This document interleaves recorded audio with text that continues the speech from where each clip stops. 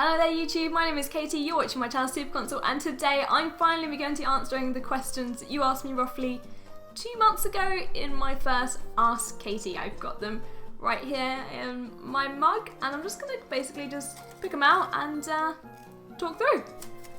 First one, Joe Beatty says, will you ever do live streams on YouTube or Twitch? Well Joe, I would love to do live streams. It's one of those things that I always have wanted to do, and I've had a couple of goes at with my friends on their channels, but unfortunately I live on the countryside in a village in the middle of nowhere and my internet is awful. Like it sometimes takes like 36 hours for a 5-minute YouTube video to upload. It's insane. I normally just load things overnight. So basically I would love to, but I can't. Mangatom, do you have a boyfriend?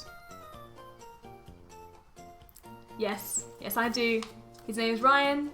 You've already met him if you've watched my videos before. My early ones were like, we did a few Let's Plays together.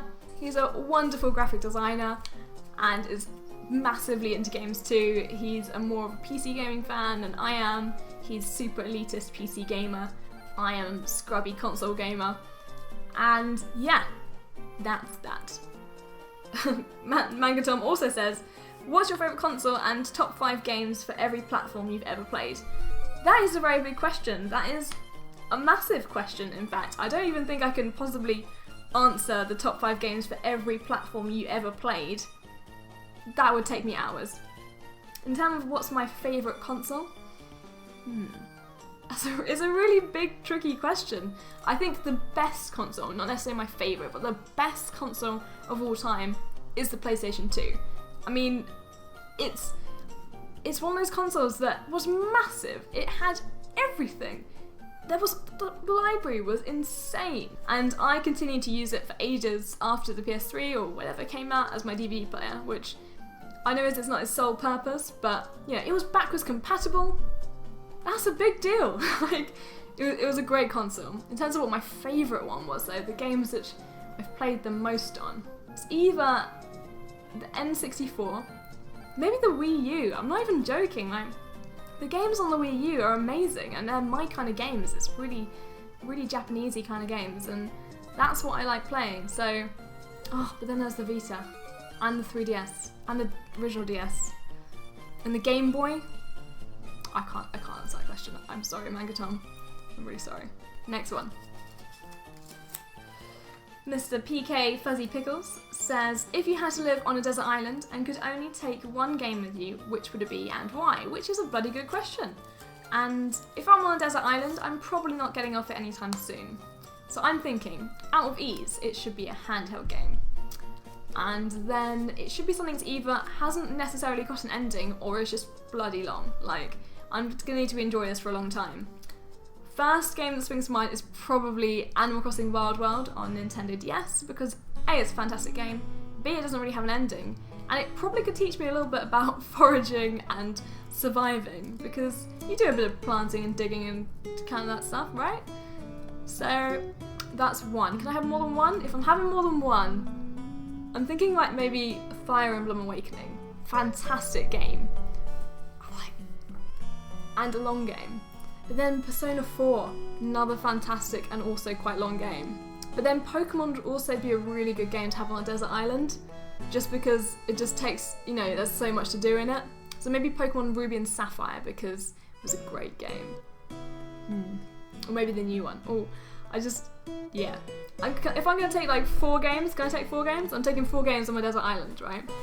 And I'm going to take Animal Crossing Wild World, Fire Emblem Awakening, Pokemon Ruby and Sapphire, and Persona 4 Golden on Vita. That's it.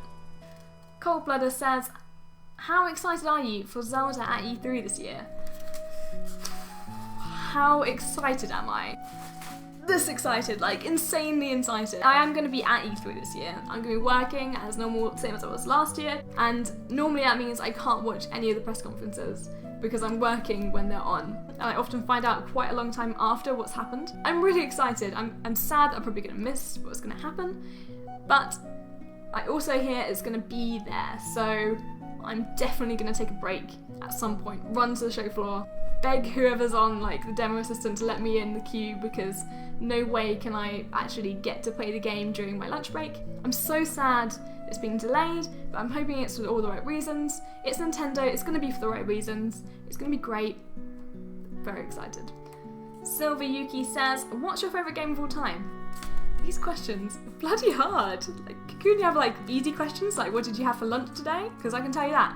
I had a veggie burrito. It was great. It was actually yesterday's veggie burrito. I had the other half of it. But in terms of what was my favourite game of all time, there's quite a few games that spring to mind, but one of the games that's really important to me is probably No More Heroes. Not just because it's an awesome game. If you haven't played it already, it's on the Wii. It's a really difficult game to describe how fantastic it is unless you haven't played it. It's so stylised, so cool. It's made by Suda Goichi, who's one of my favourite devs. He's insane. He's fantastic. He's a fantastic madman. I guess the reason why it's so important to me is because I fell in love with that game so much. And I applied for a job at Rising Star Games, the company who published No More Heroes, and got a job there, which was amazing. It meant a lot to me because I found my place in the video games industry at Rising Star Games. So No More Heroes is really important, not just because it's a great game, but because for me personally, it's the game that made me get to where I am today, which is a big thing. And I'm so glad that it was a game made by Suda Goichi, which did that, because yeah, Suda. So thank you very much for all your questions. If you have any more from the next one I do at some stage, chuck them down there, #AskKaty, and thank you very much for watching, and I'll see you next time.